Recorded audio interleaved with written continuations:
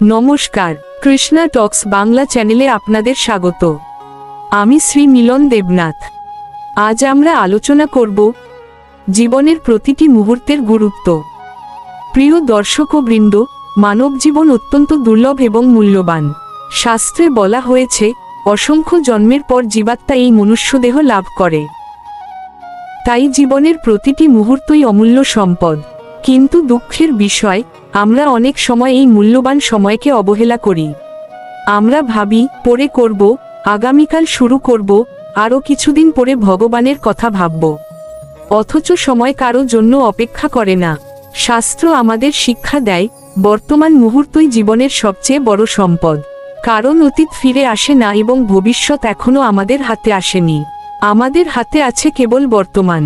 শ্রীমদ্ভগবদ্গীতার ৩য় অধ্যায়ের ৮ম শ্লোকে ভগবান শ্রীকৃষ্ণ অর্জুনকে বলেন, নিয়তং কুরু কর্ম তং কর্ম জেহ কর্মণ, অর্থাৎ নিজের কর্তব্যকর্ম পালন করো, কারণ কর্মহীনতার চেয়ে কর্তব্যকর্ম অনেক শ্রেষ্ঠ। এই শ্লোকের মাধ্যমে ভগবান আমাদের শিক্ষা দিচ্ছেন যে জীবনের প্রতিটি মুহূর্তকে কর্মময় ও অর্থবহ করে তুলতে হবে। অলসতা, অবহেলা এবং সময় নষ্ট করা একজন মানুষের উন্নতির প্রধান বাধা। প্রিয় ভক্তবৃন্দ, আমরা যদি একটু গভীরভাবে চিন্তা করি, তাহলে দেখব, অর্থ হারালে আবার উপার্জন করা যায়, সম্পদ হারালে পুনরায় ফিরে পাওয়া যায়, কিন্তু একবার সময় চলে গেলে তা আর কখনো ফিরে আসে না। তাই সময়ের মূল্য বুঝতে হবে।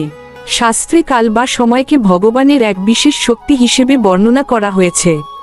শ্রীমদ্ভগবদ্গীতার ১১ অধ্যায়ের ৩২তম শ্লোকে বিশ্বরূপ প্রকাশ করে ভগবান শ্রীকৃষ্ণ অর্জুনকে বলেন, কালস্মি লক্ষ্যকৃত প্রবৃদ্ধ, অর্থাৎ আমি কালরূপে আবির্ভূত হয়েছি। এই শ্লোক আমাদের স্মরণ করিয়ে দেয় যে সময় অত্যন্ত শক্তিশালী। পৃথিবীর কোনো মানুষ, কোনো রাজা, কোনো ধনসম্পদ কিংবা কোনো ক্ষমতা সময়কে থামিয়ে রাখতে পারে না। তাই সময়ের সদ্ব্যবহার করাই প্রকৃত জ্ঞান।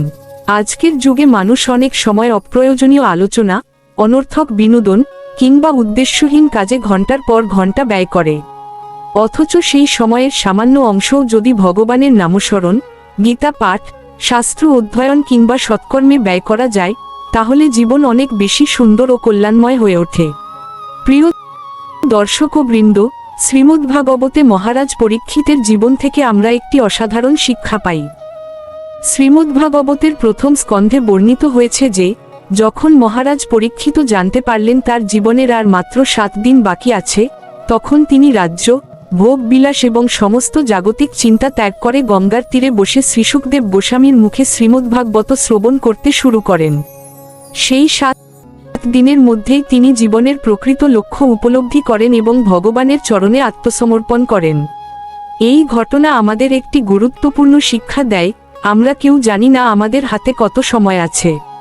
হয়তো অনেক বছর আছে, হয়তো খুব অল্প সময় আছে। তাই জীবনের প্রতিটি মুহূর্তকে মূল্যবান মনে করে কাজে লাগানো উচিত।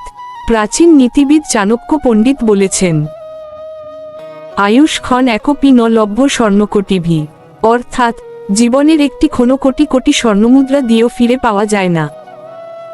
ভাবুন, পৃথিবীর সমস্ত ধনসম্পদ একত্র করলেও গতকালের একটি মুহূর্ত ফিরিয়ে আনা সম্ভব নয়। তাই সময়ের অপচয় মানেই জীবনের অপচয়। প্রিয় ভক্তবৃন্দ, ভগবানের ভক্তরা সময়কে অত্যন্ত মূল্যবান মনে করেন, কারণ তারা জানেন, প্রতিটি মুহূর্ত ভগবানের সেবা করার একটি সুযোগ।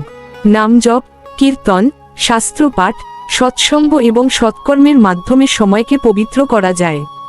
শ্রীমদ্ভগবদ্গীতার ৮ম অধ্যায়ের ৬৫তম শ্লোকে ভগবান শ্রীকৃষ্ণ বলেন, মন্মনা ভব মদ্ভক্ত মদ্দাজি মাং নমস্কুরু, অর্থাৎ সর্বদা আমার চিন্তা করো, আমার ভক্ত হও, আমার পূজা করো এবং আমাকে প্রণাম করো।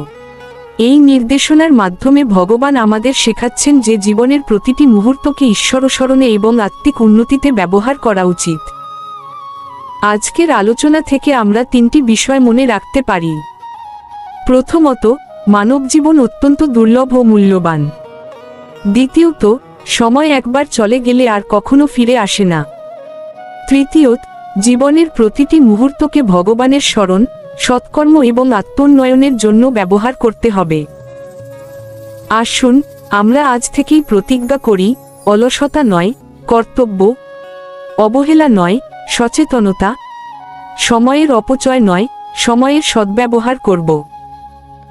জীবনের প্রতিটি মুহূর্তকে শ্রীকৃষ্ণের চরণে নিবেদন করব। ভিডিওটি যদি আপনাদের ভালো লাগে তাহলে লাইক, কমেন্ট এবং শেয়ার করতে ভুলবেন না। আর গীতা, জীবন দর্শন ও আধ্যাত্মিক জ্ঞানভিত্তিক এমন আরও আলোচনা পেতে কৃষ্ণা টক্স বাংলা চ্যানেলটি সাবস্ক্রাইব করে আমাদের সঙ্গে থাকুন। শ্রীকৃষ্ণ আপনাদের সকলের জীবনে জ্ঞান, শান্তি ও ভক্তির আলো বর্ষণ করুন। হরে কৃষ্ণ।